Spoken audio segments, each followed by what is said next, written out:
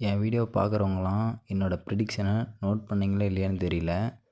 Second match MI toss ஜெயிக்கும், MI match ஜெயிக்கும் அப்படின்னு நான் சொன்ன ப்ரிடிக்ஷன் அன்றைக்கி ரைட்டு. அதுக்கடுத்து 11th match RCB versus CSK மேட்ச்சில் சிஎஸ்கே டாஸ் வின் பண்ணும், ஆர்சிபி மேட்ச் வின் பண்ணணும்னு சொன்னேன். அந்த மேட்ச் ரைட்டு. மீதி நான் சொன்ன எல்லா ப்ரிடிக்ஷனுமே நான் சொன்ன டாஸ் கரெக்டாக இருந்தால் அந்த மேட்ச் நான் சொன்ன மேட்ச்சு சொன்ன டீம் ஜெயிக்காது. இதே டாஸ் தப்பாக இருந்து நான் சொன்ன மேட்ச்சு ஜெயிச்சிரும். நீங்கள் போய் என்னோடய ப்ரிடிக்ஷன்லாம் பார்த்தீங்கன்னு தெரியும்.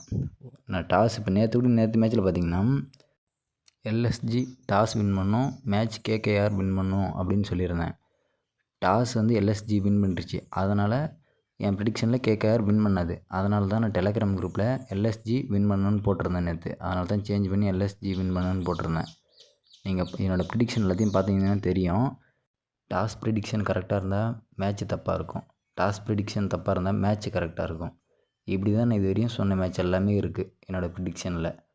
நீங்கள் பார்த்துருந்தீங்கன்னா உங்களுக்கு தெரியும். தேங்க்யூ.